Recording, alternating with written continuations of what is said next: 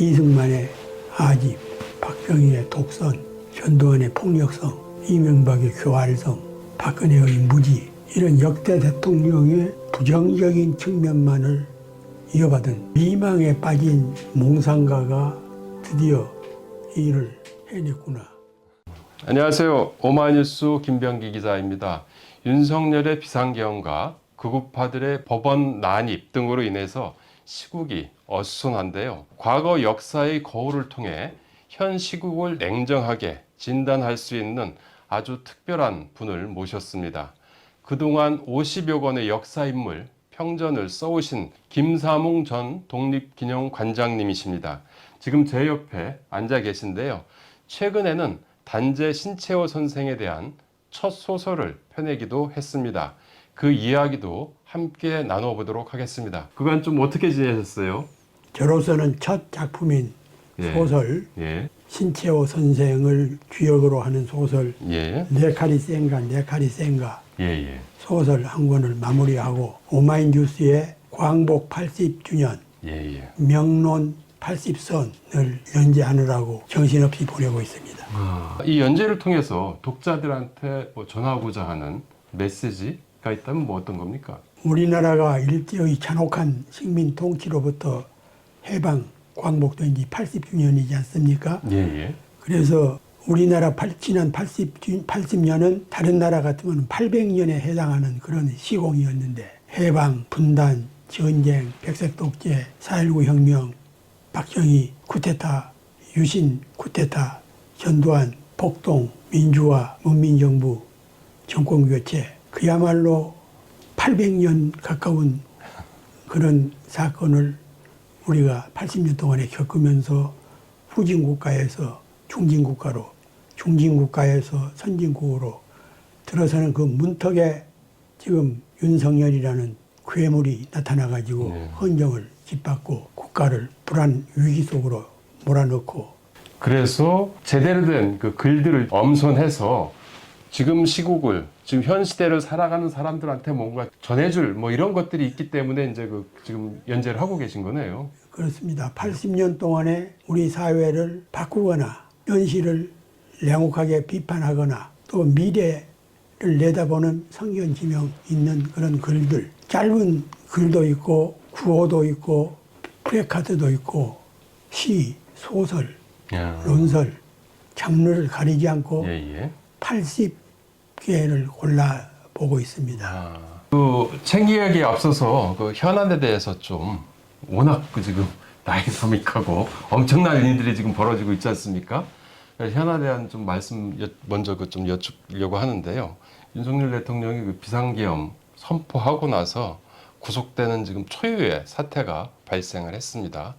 처음 비상계엄 소식을 들었을 때 좀 어떤 생각을 좀 하셨나요? 저는 윤석열 정권이 폭주를 계속하면서 새벽이면은 뉴스를 들었어요.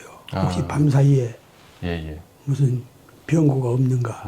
저는 주로 우려스러웠던 게 혹시 대북관계 무슨 일을 저질러가지고 전쟁을 획책하지 않을까. 국지전이라도 도발 그런 것을 일으키지 않을까 우려되더라고요. 그런데 새벽에 들어보니까 국회를 점거하고 계엄령을 내리고 이게 해제가 되고 그랬다고 그러더라고요. 쿠데타 시도를 했는데 국회의원들, 국회의장의 민감한 대처, 시민들의 물밀듯이 쫓아간 저항 이런 걸로 중단이 됐죠. 그렇죠. 그걸 보고 미망에 빠진 몽상가가 드디어 이 일을 해냈구나 하고 말았구나. 이 권력 중독자의 마무리가 끝판이 자신을 망치는 것은 둘째 두고라도 국가, 사회를 이렇게 위기로 몰아넣을 줄은 미처 상상을 못했죠. 혹시 덜컥 겁이라도 좀 나진 않았나요? 과거에 이제 그 고문도 당하셨잖아요. 그 독재 정권 시절에. 그때 생각도 나고 이러지는 혹시 않으셨나요? 그때는 현직에 있었으니까.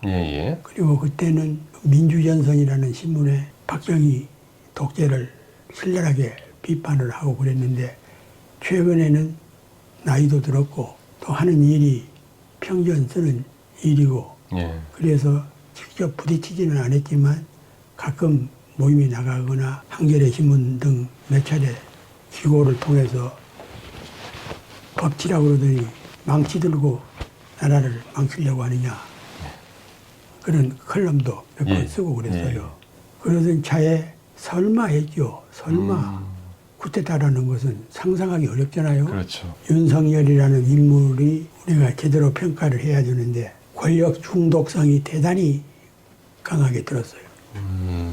거기다가 예.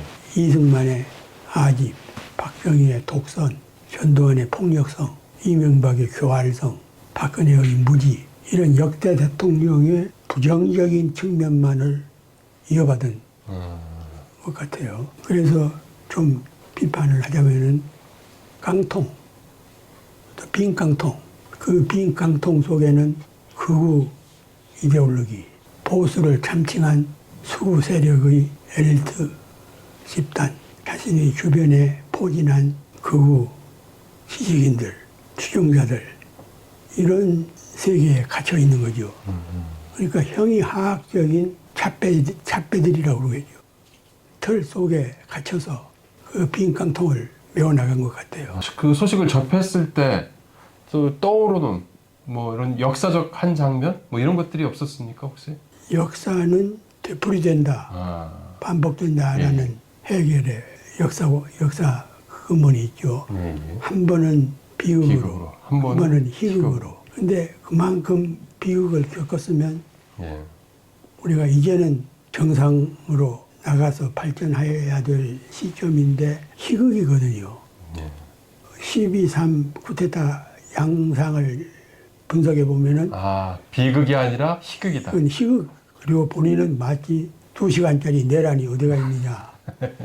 허튼 소리를 하지만 예, 예.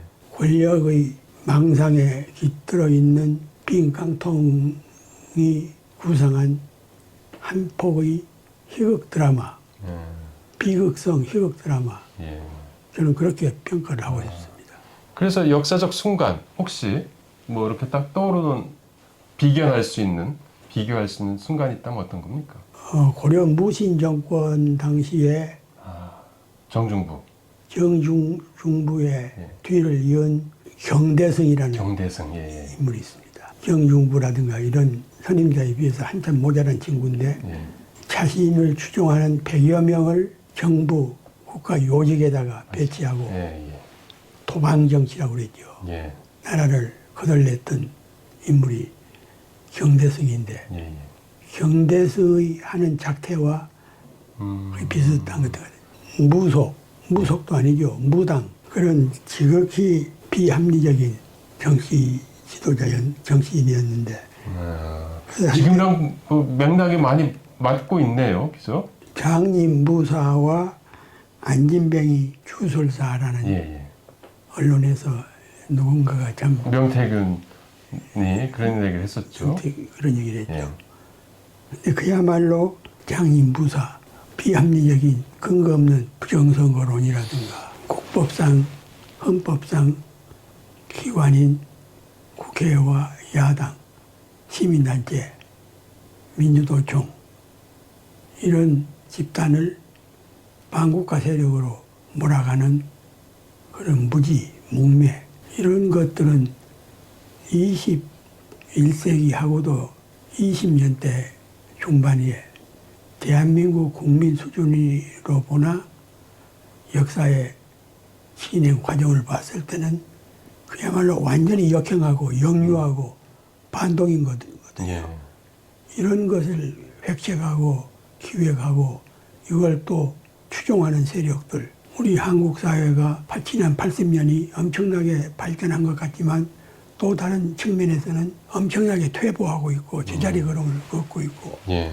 윤석열 대통령이 이렇게 비상계엄을 선포한 이유는 또 어디에 있다고 보시나요? 다른 여러 가지 이유가 있겠지만 예. 권력욕이죠. 예. 전두환이 쿠데타를 일으킨 거나 박정희가 5.16 쿠데타에 이어서 72년 유신 친위 쿠데타를 일으킨 과정들 이것들은 보면은 내세우기는 그럴듯하게 국민 속임수로 만들었지만 본질은 권력 연장, 권력 탈취 이거 아닙니까? 그렇죠. 근데 윤석열이도 권력 욕망, 탐욕스러운 권력욕이 비상계엄 선포하기에 이르렀다. 뭐 이렇게 보시는 거네요. 명심해야 될 것은 성서를 읽기 위해서 또는 불경을 읽기 위해서 촛불을 훔치는 행위. 윤석열과 그 집단들은 북한 위협으로부터 나라를 지키기 위해서 거사를 했다라는 망언을 퍼붓고 있는데 성서를 읽기 위해서 촛불을 훔치는 행위와 같다. 정당화될 수 없잖아요. 예. 법률가 출신으로서 헌법을 뒷받고 형법의 조항, 조문을 위반하면서 나라를 구하겠다는 거예요. 발상은 아무리 서툰 검찰 출신이지만 상상하기 어려운 그런 망동이라고 생각을 합니다. 역대 대통령 중에 이런 행태를 보였던 사람들이 좀 있었나요? 법을 뒤엎고 예. 심지어는 헌법까지도 헌신짝같이 취급하는 그런 폭력 대통령이 있었지만 예. 윤석열 같이 특정법을 예. 그것도 검찰 출신이 위배하고 조롱하고 역행하는 그런 사례는 초유지요. 그래서 법꾸라지, 법비, 법을 악용하는 비죠. 이런 행태는 제가 공부한 우리 현대사 네. 뿐만 아니라 세계 역사에서도 예. 거의 드뭅니다. 예가 있다 그러면은 예. 독일에서 바이마르 공화국을 엎어버린 아돌프 히틀러. 바로 그런 자들이 성서를 읽기 위해서 촛불을 훔친다. 그걸 정당화시키고 기독교인들, 유태인들을 600만 명이나 박해하고 살상하고 그랬지 않았습니까? 예. 그런 그 유전자, 한국에서는 일찍이 찾아보기 어려운 그런 유전자, 거기다가 다만 박정희, 전두환, 이승만의 유전자를 조금은 훔친 것 같아요. 그 2023년 8월에 윤석열 정부가 출범한 뒤에 이제 한 1년 남짓한 이런 시점에서 이제 저와 인터뷰를 했잖아요. 그때 이제 기사를 한번 이렇게 보니까 제목을 윤석열 정권은 파시즘 초입, 망치 들고 반대 세력 패고 있다라고 그 당시에 일가를 하셨어요. 지금은 좀 어떤 것 같습니까? 지금은 예. 말기고 2차 대전을 도발해가지고 패망한 자살 직전이죠. 예. 히틀러는 애첩하고 독일이 항복하기 전날 부산 관저 지하실에서 자살을 했죠. 예. 그로써 제3공화국 히틀러 권력은 종언을 고했는데 그런 그 비극적인 불행한 사력을 2000년대 대한민국 위정자가 모방을 해서 그런 행태를 보인다는 것은 비극이고 불행하고 예.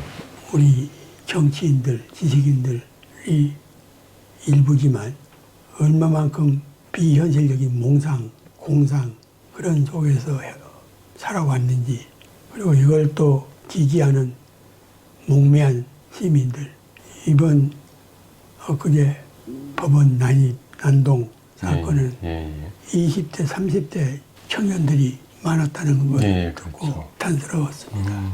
예컨대 나라가 망할 때는 1910년 나라가 망한 전후에 청년들 중에는 일본 순사 노릇을 하는 얼빠진 친구들도 있었지만 많은 청년들은 의병이 되고 또 일제 말기에 조선 총독부가 우리 청년들을 군대로 끌어갈 때 일부는 손가락을 잘라서 혈서를 쓰고 일본군에 지원한 망동이들도 있었지만 많은 청년들은 독립군이 되고 광복군이 돼서 항일 전선에서 싸웠지 않았습니까? 그렇죠. 그래서 일부에서는 법원 난동하고 난입하는 청년들에 대해서 우리 청년들의 정신 자세를 우려하고 비관하는 분들도 없지 않지만 저는 그런 자들 과거에도 있었고 무단 정치 때도 있었고 일제 식민지 시대 때도 있었고 그리고 반대로 그보다 훨씬 많은 청년들이 애국, 독립, 광복, 의열단, 광복군 이런 데서 투쟁하다가 역사를 지켰다는 그런 사례가 더 많다는 것을 우리는 기억을 해야 될 것 같습니다. 이번에 그 법원 난동 사건, 난입 사건, 폭동 그걸 보면서 그 자유당 정권 때 뭐 백색 테러라든지 뭐 이런 것들을 좀 이렇게 떠올리진 않으셨나요? 이승만이 서북청년단, 대동청년단 이런 것을 만들었고 예. 박정희는 중앙정보부를 통해서 백색 테러를 자행했죠. 그리고 전두환은 백골단이 있었죠. 백골단. 예. 백골단을 조직해서 그랬는데 지금 집권당 일부에서 예. 백골단을 국회로 불러들인다거나 예. 그런 그 폭동 난입을 성전이라고 비유한다거나 이런 참 한심스럽고 예. 얼빠진 넋빠진 언행들 우리 보수 세력의 종말이 이런 식인가 우리 국가의 미래를 생각하면 참 걱정스럽기도 합니다. 얼마 전에 그 백골단 국회에 끌어들인 김민전 의원 아시죠? 그리고 이제 국민의힘 지도부도 계속해서 지금 난동 세력들을 옹호하고 있고 그런데 이 사람들의 그 뿌리는 좀 어디에 있다고 보시는지요? 어김없이 일제의 강제 지배 그런 것을 받아들여서 수구 기독교 세력의 극단주의 또 일부 언론의 탈을 쓴 신문, 방송, 예. 유튜브 등의 상식 이하의 예. 보도와 논평 이런 것들이 종합돼서 박근혜 정권의 탄핵을 가져왔음에도 불구하고 그 중심 세력은 그대로 건재하고 있는 현실. 그런 세력이 있는 반면에 또 다르게 그 여의도에 응원봉을 들고 몰려가고 남태령 농민들과 연대하고 영하의 날씨에 은박지를 뒤집어 쓰고 아스팔트에서 광장에서 버티고 탄핵을 외쳤던 이러한 또 다른 주역들이 있습니다. 이런 사람들을 후대의 사가들은 이 사람들을 어떤 식으로 기록할 것 같습니까? 혹독한 일제 강점기에 예.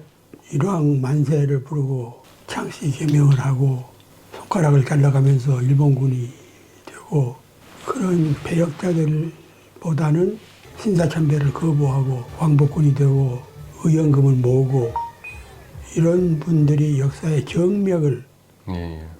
유지해 왔듯이 지금 일부 난동자들의 행태는 어찌 보면은 역사의 현대사의 쓰레기들이죠. 예. 언론계에 기레기가 있듯이 우리 사회 도처에 곳곳에 인간 쓰레기들이 있습니다. 인간의 탈을 쓴 사람은 아니더라고요. 남태령에 몰려가고 차가운 겨울밤을 지새우는 두 종류의 군중, 대중, 청년들 중에 어떻게 사는 것이 사람답게 사는 길이냐 이걸 국민은 역사는 다 지켜보고 있을 겁니다. 그래요. 윤석열이라는 지도자에 대한 만약에 안 쓰겠지만은 평전을 쓰신다면은 어떤 인물로 좀 그려낼 수 있겠습니까? 더듬이를 잃은 곤충, 사람이 아니죠. 더듬이를 잃은 곤충은 곤충으로서는 비극적입니다.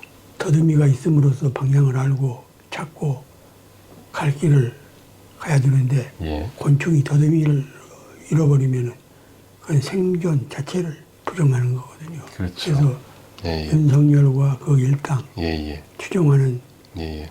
형이하학적인 무리들 그런 집단이다. 음. 이렇게 평가하고 싶습니다. 선생님께서는 다시는 이런 우리 역사에 이런 일이 반복되지 않기 위해서는 지금 어떻게 정리하고 나가야 된다고 생각하십니까? 신체와 정신이요. 예. 바르게 살고 바르게 쓰고 바르게 행동하는 단재 신체호와 같은 인물들 이건 지식인뿐만 아니라 일반인들도 역사라는 것은 필부 유책이라고 그렇습니다. 높은 사람, 권세가 있는 사람, 부자 이런 사람한테만 책임이 있는 것이 아니라 필부들, 소시민들, 일반 시민들, 장사꾼 할 것 없이 나라 민주공화국이잖아요. 예. 민주공화국 국민이 주인이고 더불어서 활동하고 생존하는 민주공화국의 책임은 시민에게 있습니다. 국민에게 있는 거죠. 그래서 우리 국민들이 하나같이 단재 신채호 선생과 같은 애국 기사들 예, 예. 어떻게 살았던가, 그 험난했던 시기에 어떻게 활동하고 어떤 모습으로 생애를 살았던가, 예, 예. 그런 정신이 국민 모두의 시대 정신으로 배우고 갖췄으면 하는 바람입니다. 그래서 이 책이 필요한 거군요. 그렇습니다. 네? 자연스럽게 책 이야기로 넘어가도록 할까요? 예, 예. 이번에 내신 책, 네카리센가, 네카리센가라는 제목에, 보니까 그 서두에 실록 소설이라고 이제 표현을 하셨던데요. 실록은 사실이고, 소설은 또 어떻게 보면 허구지 않습니까? 이런 표현을 좀 쓰신 이유가 있다면 어떤 겁니까? 우리 역사가 그 현대에 와서 아이들에게, 학생들에게 가르치는 역사 시간이 많이 줄어들었고, 예, 예. 특히 보수 정권이 들어서면서, 윤석열 정권이 들어서면서 역사 관련 정부의 기관장, 교육 관련, 독립운동 이런 쪽에 뉴라이트 계열이 지배하면서 우리 역사가 특히 독립운동사라든가 민족사, 민족운동 관련 이런 예, 부분이 예. 많이 줄어들거나 사라지고 있어요. 축소되거나 사라졌죠. 축소되고 있죠. 예, 예. 앞서 제가 얘기했습니다마는 평전도 쓰고 전집도 내고 그랬는데 아무래도 일반 독자들이, 예, 예. 젊은 학생들이나 일반 직장인들이 살펴보기는 쉽지가 않은 것 같아서 좀 대중서적으로 예, 예. 실록, 신청, 그러나 예, 예. 90%는 실제 있는 일이고 예, 예. 10% 정도를 가공을 했습니다. 소설 쓰는 게 힘들진 않았었나요? 처음 시도해본 거라 예, 예. 우선 장르 자체가 다른, 그렇죠. 완전 장르가 완전 다르잖아요. 예, 평전은 그야말로 추석 또 사실에 근거해서 평전을 쓸 수는 없는 거고, 예, 그래서 그렇게 길들여져 있었는데 예, 소설은 필자의 역량에 따라서 자유자재로 예. 할 수 있는 영역이기 때문에 쉬울 것 같았는데 예. 오히려 평전 쓰기보다도 더 어렵더라고요. 그래? 그러니까 상상력이 그만큼 아, 부족하고 언론인 생활 이런 걸 해오면서 실증이 없는 그런 그 영역을 넘어서기는 좀 힘드셨나요? 뛰어넘기가 예. 어려웠는데 아, 이제는 두 번째부터는 두 번째는 좀 잘 될 것 같습니까? 예, 자유롭게. 장점이라면 어떤 겁니까? 그 평전과는 좀 차별화될 수 있는. 평전은 좀 딱딱하죠. 예, 예. 추석이 많이 붙고 그렇죠. 연대별로 추적을 해야 되고, 예. 근데 소설은 그걸 뛰어넘어서 예, 자유롭게 읽고 또 소화할 수 있게 예, 예.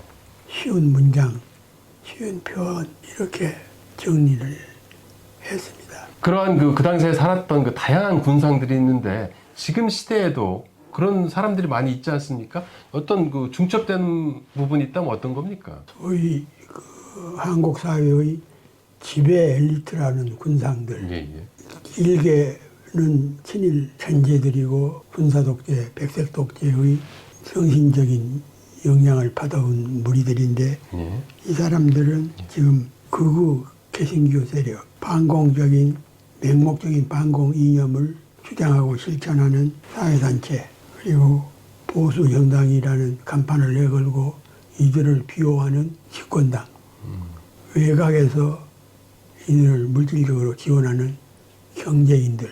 그렇다고 그 신철 선생이 또 언론인이시기도 했잖아요. 그 신채호 선생은 제가 소설에서 썼습니다마는 예.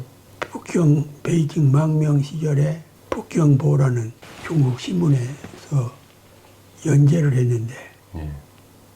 어조사 의자를 편집자가 뺐어요. 예.